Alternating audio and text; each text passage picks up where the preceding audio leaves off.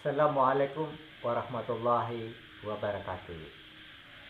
Halo, jumpa lagi dengan Bang Jo. Ini udahlah, nggak usah mukadimah ya. Ya, untuk mempersingkat waktu. Ini Bang Jo hanya statement untuk yang orang yang mengaku namanya Buya. Buya Muhyiddin. Ya, entah itu Muhyiddin aja lah ya, Muhyiddin ya. Katanya keturunan dari Sunan Gunung Jati. Nah, itu belum terverifikasi, itu katanya. Ya kan? Bang Jo bisa juga, kalau hanya katanya, Bang Jo keturunan Superman.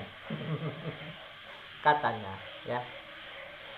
Tapi kalau dilihat dari omongannya ya, perkataan-perkataannya dalam menanggapi isu tesis Kiai Haji Imaduddin Usman Al-Bantani mengenai nasabnya Ba'alwi, Habib-Habib di Indonesia ini ya, yang terbukti ras Yahudi Askenazi. Itu statement dia itu seperti orang yang kurang pendidikan. Ya walaupun kalau bisa dibilang, kalau dia bisa dibilang hafal kitab ini itu, tapi dari statementnya seperti orang yang kurang pendidikan. Ya, dengar sendirilah statementnya. Jadi begini ya, Bang Jo itu akan kalah kalau di pengadilan melawan Kiai Imaduddin kalau tanpa fakta dan data. Karena kalau ini di pengadilan ya, kalau ini di pengadilan, maka siapa yang lebih kuat buktinya, konkret, ilmiah, maka inilah yang menang. Jadi kalau di pengadilan kuat-kuatan bukti, fakta dan data itu terpakai di situ. Ya. Apalagi soal penipuan, ya. Kita menuduh orang menipu gitu. Kita harus punya bukti, fakta dan data bahwasanya dia itu menipu gitu. Ya.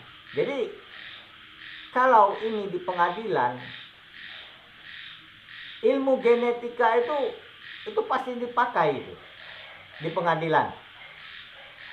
Yaitu tes DNA. Itu pasti itu dipakai.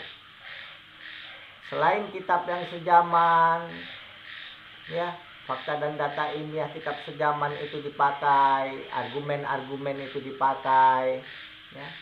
Tapi ilmu genetika, ya, itu pasti dipakai, yaitu tes DNA. Jadi kalau Bang Jo melawan, ya, misalnya Kiai Imaduddin Usman Al-Bantani, Bang Jo membela Ba'alwi lah mungkin.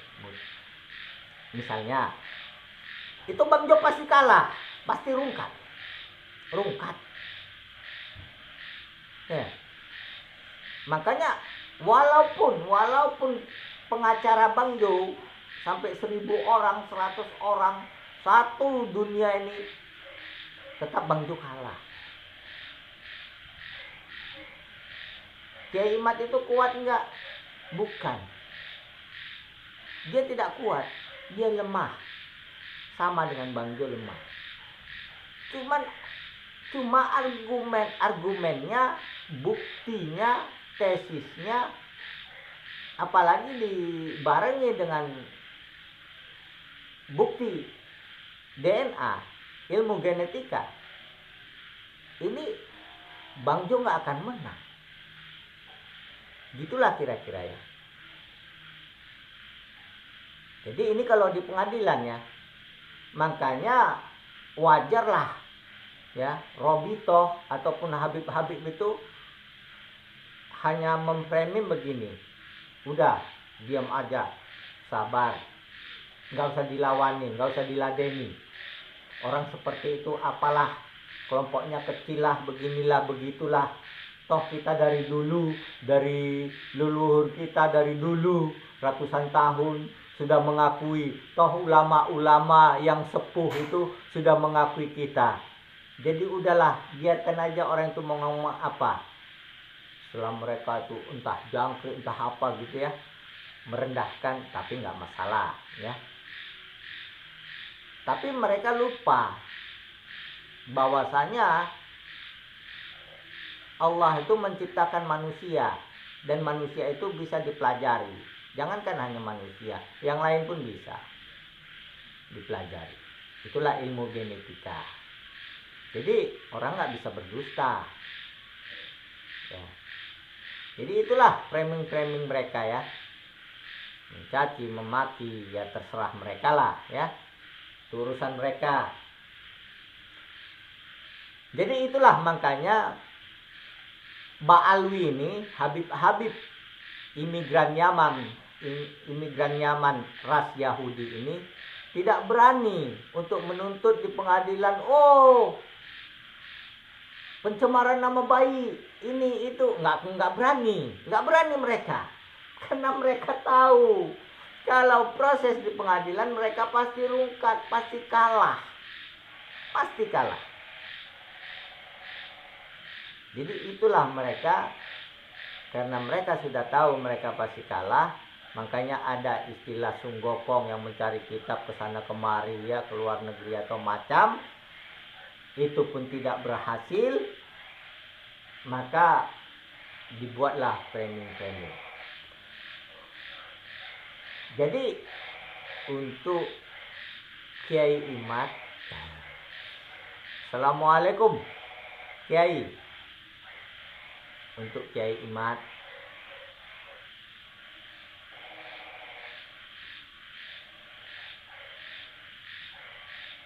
kalau bisa, kalau ada orang yang ingin bertabayun ya, mujakarah ya dengan kiai, tapi orang itu adalah muhibin atau pribumi ya, muhibinnya Ba'alwi atau pribumi, kalau bisa diabaikan saja, tidak usah diopeni. Karena apa? Yang bersangkutan adalah Robitoh dan Ba'alwi, Habib, bukan pribumi ini atau muhibin yang mencintai Habib, bukan. Mereka tidak ada hubungannya gitu. Jadi yang berhubungan itu Robitoh dan Habib ini, imigran Yaman ini gitu. Jadi kalau muhibin pribumi yang mencintai mereka itu nggak ada hubungannya. Jadi abaikan saja.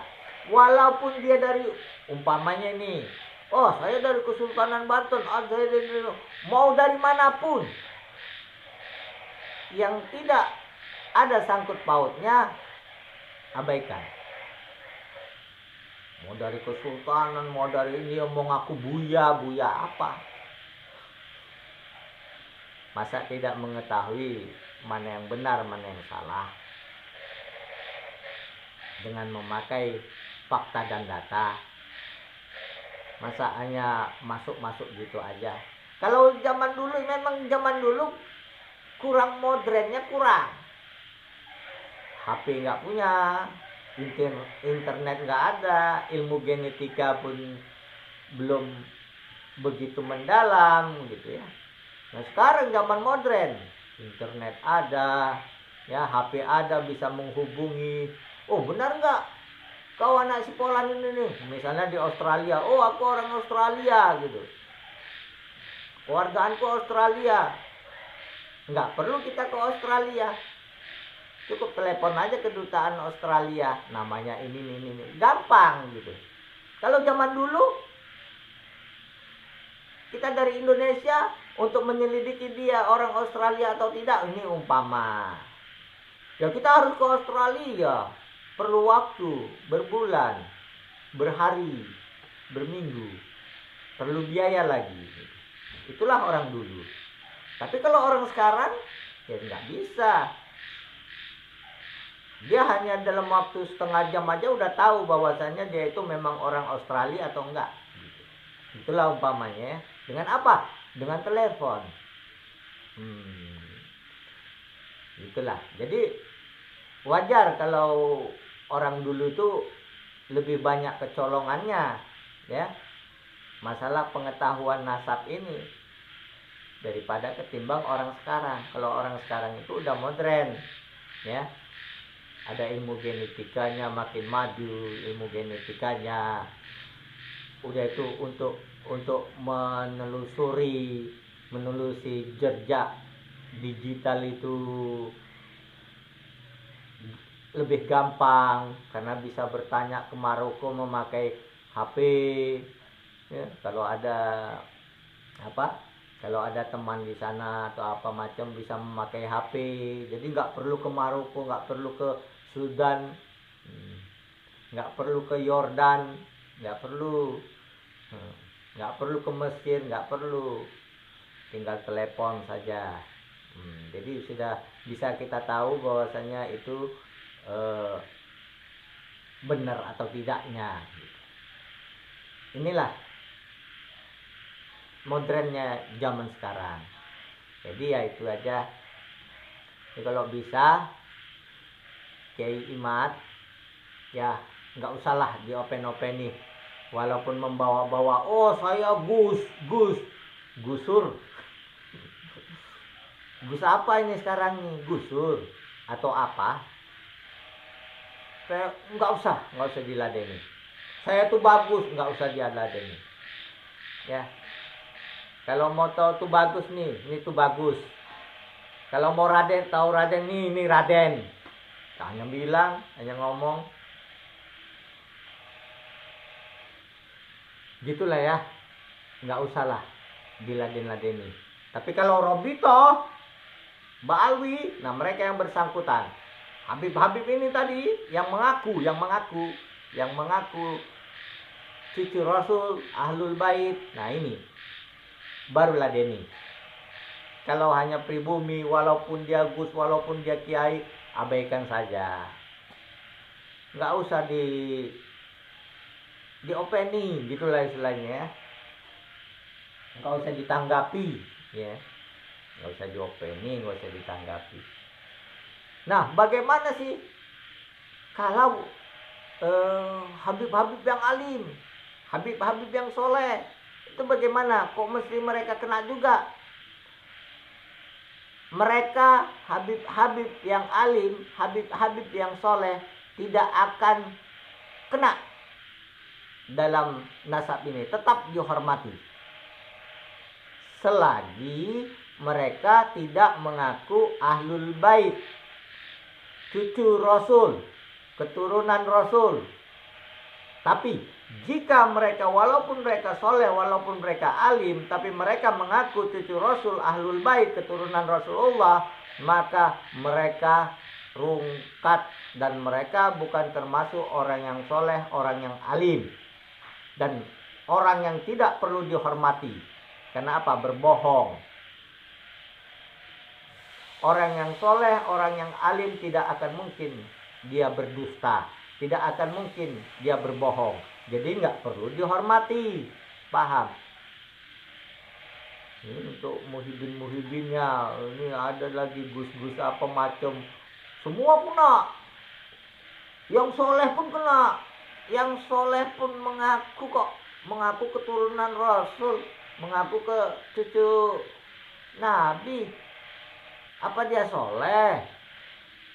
Padahal dia Yahudi, tapi dia pernah mengaku seperti itu. Apa dia soleh? Apa termasuk orang soleh seperti itu? Apa termasuk orang alim seperti itu? Yang berbohong dan berdusta juga.